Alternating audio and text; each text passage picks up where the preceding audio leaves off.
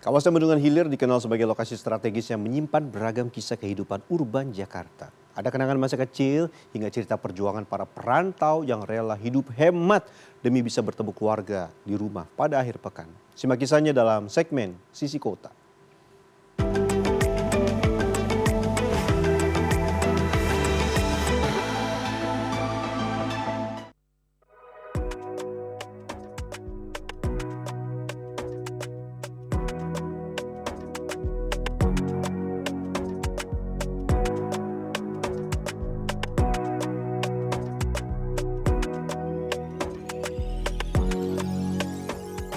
Simpang Susun Semanggi merupakan simpul penghubung dua ruas jalan utama di Jakarta, yaitu Jalan Jenderal Sudirman dan Jalan Gatot Subroto.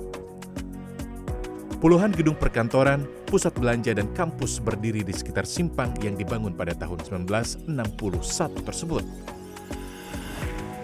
Di salah satu sudut Simpang Semanggi, terdapat satu kawasan pemukiman yang dikenal dengan nama Bendungan Hilir. Wilayah Ben Hill adalah salah satu wilayah strategis di Jakarta. Secara geografis, wilayah ini berbatasan dengan Simpang Semanggi, Jalan Gatot Subroto, dan juga Jalan Sudirman yang berada di sebelah kanan saya ini. Karena strategis, banyak perkantoran dan juga hotel, apartemen, dan juga kos-kosan yang ada di wilayah ini.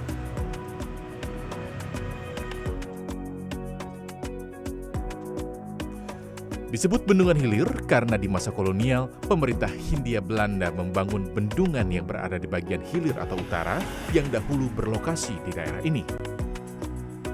Warga Bendungan Hilir saat ini terdiri dari beragam etnis. Salah satunya adalah Joyce Julius Yahaya.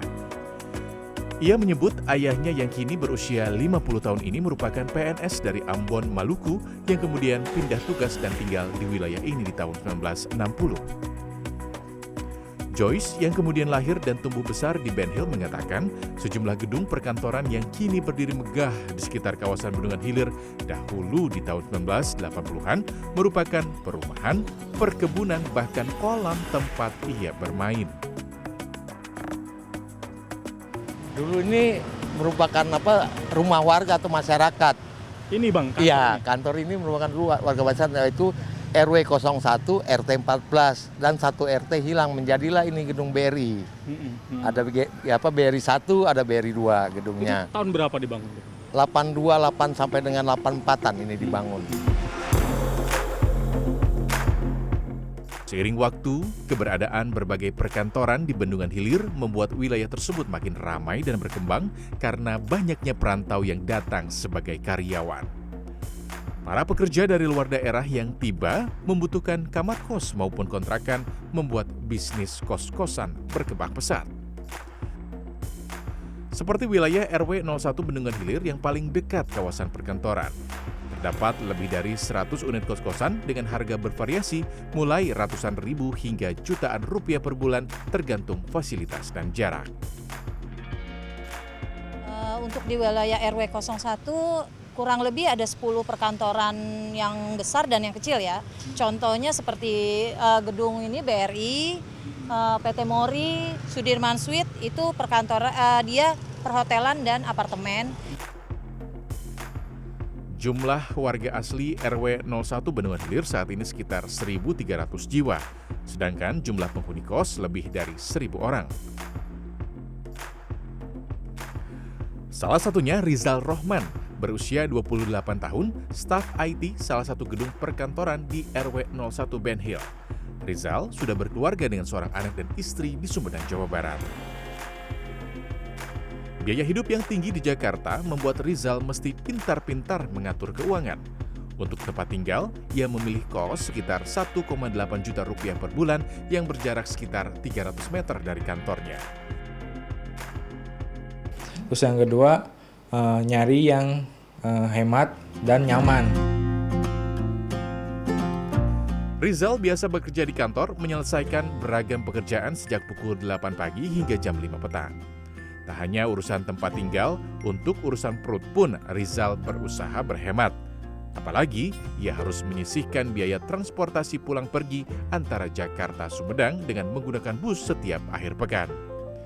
Ia pun memiliki warteg langganan di Ben Hill yang selain rasanya enak, harganya pun terjangkau.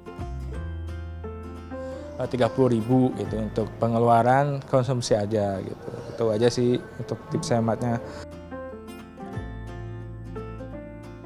Sepulang kerja, Rizal pun tak mengikuti gaya hidup seperti nongkrong atau pergi ke mall. Ia biasanya langsung menuju kos dan beristirahat. Jelang malam adalah waktu untuk keluarga. Ia pun melakukan video call dengan sang istri dan sang putra tercinta yang berusia 2 tahun, Abil. Lagi ngapain itu?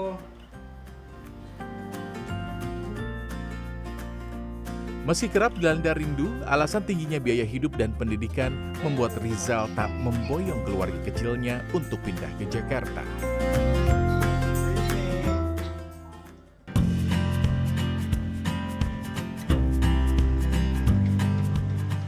Sementara itu, pendatang lain yang ngekos dan bekerja di Bendungan Hilir adalah Saipudin atau biasa dipanggil Pudin. Sehari-hari, pria berusia 43 tahun ini bekerja sebagai penjaga warung makan Gado-Gado di Jalan Bendungan Walahar yang berada di belakang kawasan perkantoran Ben Hill. Ia mulai berjualan di jam 7 pagi. Menjelang sore, dagangannya pun telah habis. Pudin memiliki rumah tinggal di Desa Sukamaju, Kecamatan Cibung Bulang, Bogor, Jawa Barat yang dihuni istri dan 2 anaknya yang telah berusia remaja. Ia tak memiliki kendaraan pribadi. Dari kampung halaman menuju Bendungan Hilir harus ditempuh Pudin dengan cara berganti-ganti angkutan umum yang butuh ongkos Rp50.000 selama 3 jam. Mahalnya ongkos dan waktu tempuh yang lama membuat Pudin memutuskan pulang kampung hanya 2 minggu sekali.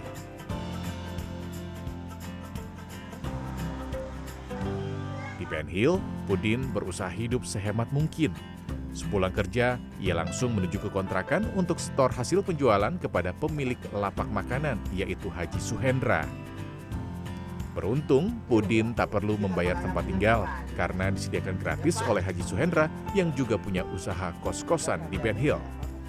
Setiap hari, Pudin mesti berbagi ruangan 3 kali 4 meter ini bersama 4 orang pekerja warung makan milik Haji Suhendra lainnya. Upah dan uang makan Pudin dibayarkan harian. Demi menafkahi keluarga tercinta di kampung, Pudin rela hidup hemat selama tinggal di Jakarta. Ya kalau saya sih nggak begitu gede bang, paling ya saya maksimalin 20.000 itu sehari buat saya makan sama rokok tuh bang. Gimana caranya yang penting kita bisa pulang kampung bawa duit, itu aja bang. Di balik setiap sudutnya, Bendungan Hilir adalah mozaik kisah manusia dari kenangan masa kecil polos di Kubangan hingga perjuangan para pekerja yang jauh dari keluarga, rela berhemat demi senyum orang terkasih di rumah.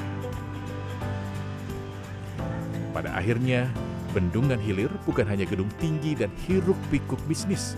Bendungan Hilir menjadi saksi dinamika kehidupan urban yang tak pernah berhenti bergerak dengan segala tantangan dan harapan di dalamnya. Edi Dwi, Dwi Agung, Jakarta.